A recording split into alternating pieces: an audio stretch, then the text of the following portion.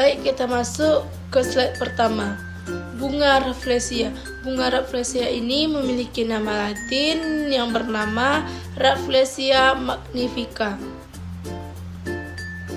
Di situ di bawah ini dapat teman-teman lihat nama saya Ripera Atris, NIM 2084205019. Nah, kita masuk pada slide kedua dari PPT saya, yaitu abstrak. Rafflesia magnifica baru-baru ini dinilai untuk daftar merah spesialis terancam punah di IUCN pada tahun 2008. Terus, Rafflesia magnifica ini terdaftar sebagai sangat terancam punah berdasarkan kriteria di atas. Teman-teman bisa lihat ya kriteria di atas. Nah, kita masuk slide ketiga dari PPT ya. Ada taksonomi. Taksonomi itu sendiri terbagi menjadi 6 macam. Yang pertama ada kingdom, yang kedua ada phylum, yang ketiga ada kelas, yang keempat ada ordo, yang kelima ada family, yang keenam ada genus. Yang pertama kita masuk kingdom. Kingdomnya adalah Plantae, phylumnya ada Tracheophyta, kelasnya ada Magnolepsida, ordonya ada Malpighiales, familinya adalah Rafflesiaceae, dan genusnya adalah Rafflesia. Nah, di PPT saya ini saya sengaja pakai bahasa yang mudah dipahami karena bahasa ilmiahnya saya sebutkan lewat video ini ya. Kita masuk ke informasi penilaiannya ya, yaitu ada kategori dan kriteria daftar merah IUCN ini yang sangat terancam punah. Nah, di sampingnya ada tanggal dinilai. Tanggal dinilainya pada tanggal 1 Januari 2008, tahun terbitnya 2008. Anotasi ini perlu diperbaharui. Keterangan yang di bawah PPT ini ada spesies ini hanya ditemukan di satu tempat yang tidak terlindungi. Contohnya di Gunung Candalaga, Jangkawadi, Maraguasa. Yang kedua ada Compostela lembah, di mana individu ini didistribusikan dalam kelompok kecil.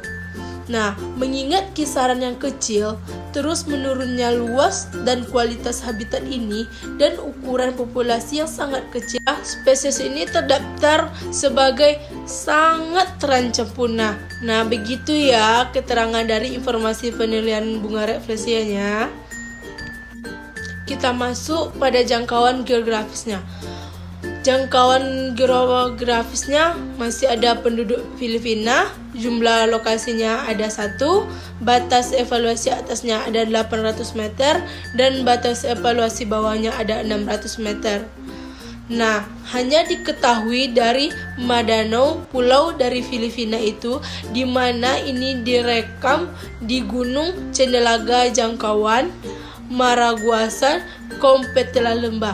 Teman-teman bisa lihat ya, di sampingnya ada peta di mana bunga Rafflesia itu berada atau jangkauan geografis terdapatnya bunga Rafflesia. Kita masuk pada slide ke-6, yaitu populasi. Populasi pada saat ini bisa dikatakan menurun. Dengan keterangannya, spesies ini terbatas pada pegunungan Candalaga, hanya sedikit individu ditemukan dengan 3-5 per kloternya. Nah, sejauh ini hanya individu jantan yang tercatat pada bunga Rafflesia ini. Teman-teman bisa lihat di atas ada gambar bunga Rafflesianya, kira-kira seperti itulah gambar dari bunga Rafflesia ya. Adapun habitat dan ekologi dari bunga ini, yaitu bunga Rafflesia magnifica terjadi di hutan daratan rendah dan selalu hijau pada ketinggian 600 sampai 800 meter mdpl ya teman-teman, dengan sistem terestrial yang jumlahnya terus menurun. Nah, teman-teman juga bisa lihat pada slide ini saya paparkan ada gambar bunga Rafflesia yang belum mekar sama yang udah mekar ya. Teman-teman bisa lihat gambarnya. Kita masuk slide yang selanjutnya ya, yaitu ada ancaman. Ancaman yang pertama ada pengembangan perumahan dan komersial, yaitu tempat wisata dan rekreasi. Yang kedua ada ancaman koridor transportasi dan layanan, yaitu jalan dan rel kereta api.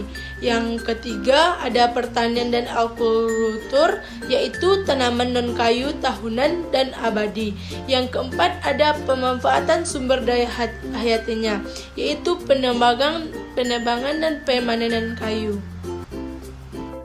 Nah, kita masuk pada slide terakhir ya teman-teman, yang dimana ada penggunaan dan perdagangan, penelitian dan pemantauan di tempat. Aksi rencana pemulanya tidak ada. Kita masuk yang kedua, yaitu perlindungan tanah dan air di tempat. Lokasi konservasi teridentifikasi ya di sebagian wilayah, namun rencana pengelolaan wilayah ini berbasis kawasan tidak ada. Yang ketiga, ada pengolahan spesies di tempat, yang dimana pengelolaan rencana ini dipanen tidak. Pendidikan di tempat, tunduk pada program pendidikan dan kesadaran baru-baru ini iya, dan termasuk dalam perundang-undangan internasional tidak. Nah, itulah tadi penampilan PPT dari saya. Semoga bermanfaat ya teman-teman. Cukup sekian. Apabila ada kesalahan, saya mohon maaf. Assalamualaikum warahmatullahi wabarakatuh. Terima kasih.